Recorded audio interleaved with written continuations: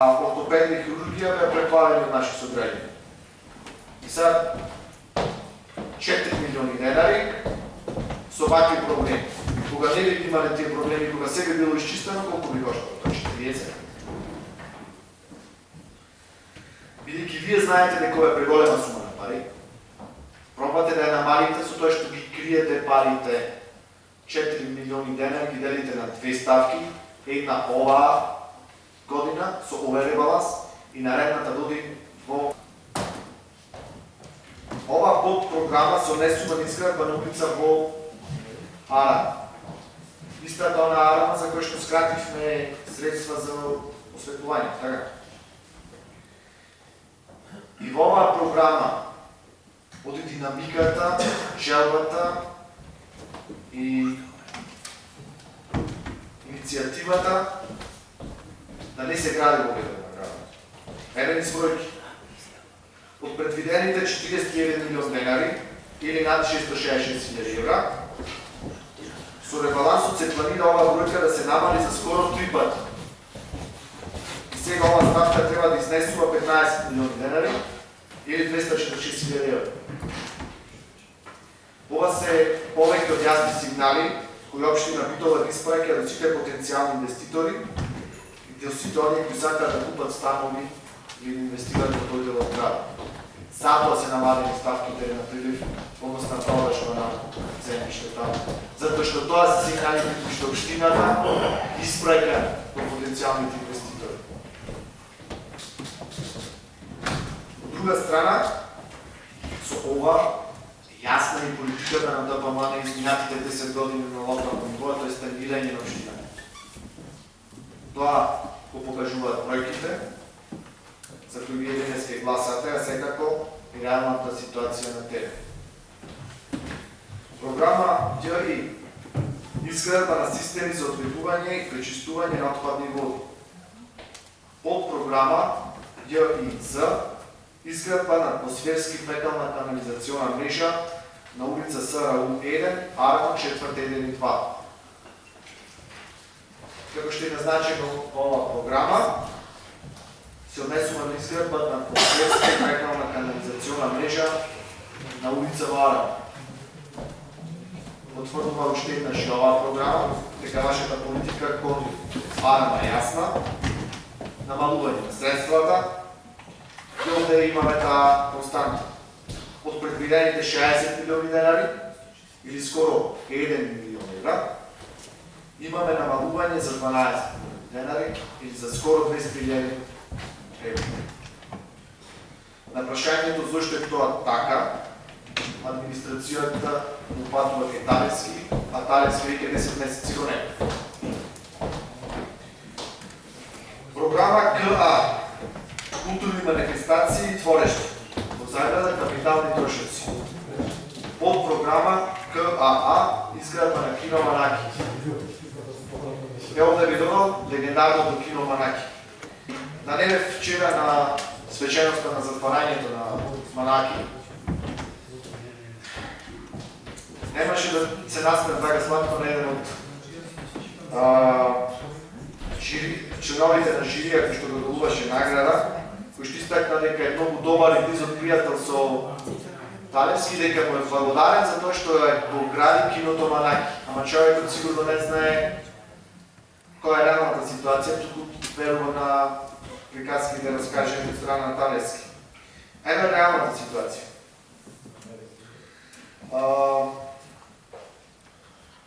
Од планираните 14 милиони денари или 230.000 евра, ова ставка се намалува за 10 милиони денари и со овој ребаланс треба да се инвестираат 4 милиони денари или 67.000 евра, што е за 3,5 пати помалку од првично предвидените средства. Дали ова како пистолчен баци ако со оваа динамика со која што се гради кино Манаки, кинезите го градеа кинескиот цин, за еден филометар ќе му беа потребни 1 милион. Програма РА. Заштита на животна средина и природа. Значи, Zaštita na život na sredini priroda во заграда капитални расходи.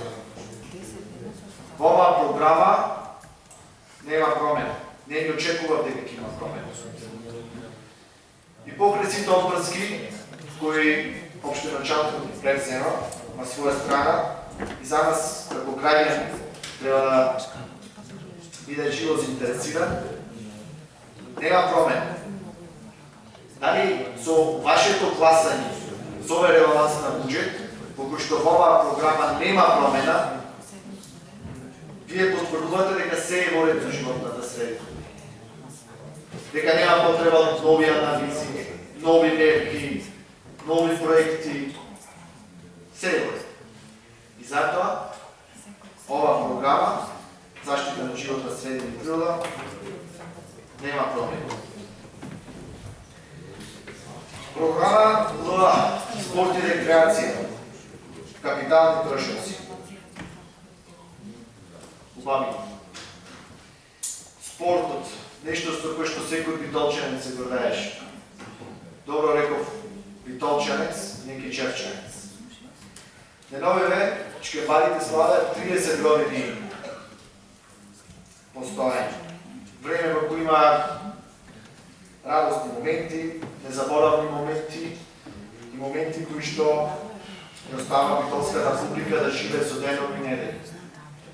Денес немаме клуб кој што игра во прва лига, немаме стадион, немаме спортска сала, да не зборувам за затворен базен или воден парк и така натаму.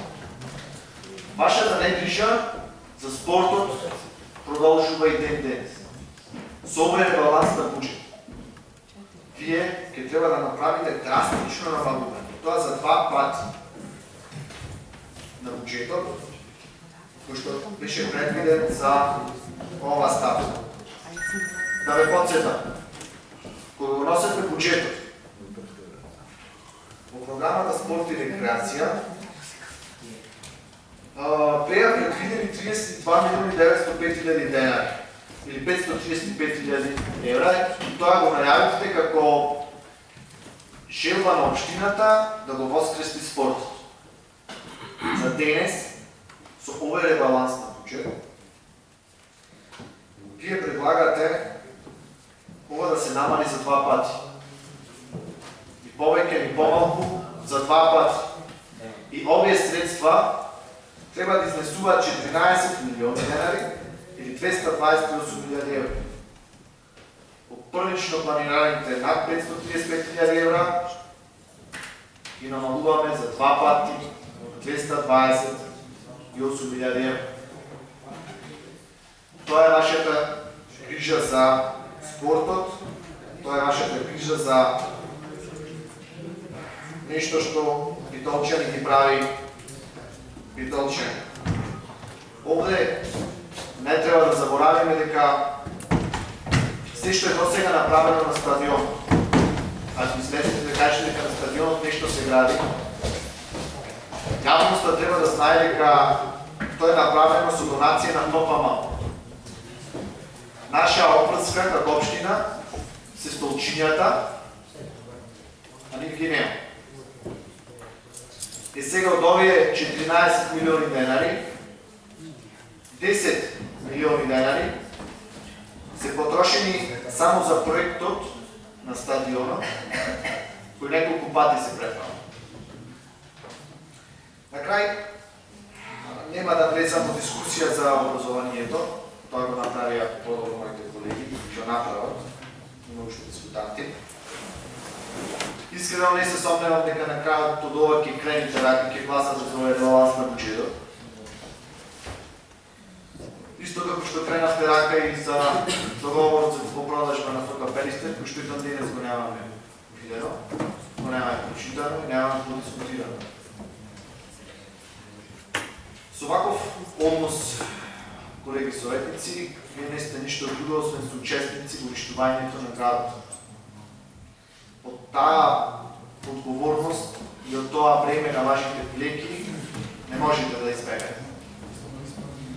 Бројките во буџетот тоа го покажуваат. Бројките кои вие денес со овој ребаланс сакате да ги смените, тоа го потврдува. Ситуацијата на терен, тоа го покажува. Состојбата во која што се наоѓа градот, тоа го потврдува. Вие сте тие кои што денес со минување, во моменти кога наместо молк треба да се биде гласен, ја донесовте и ја носите битола во ситуација на клиничка смрт.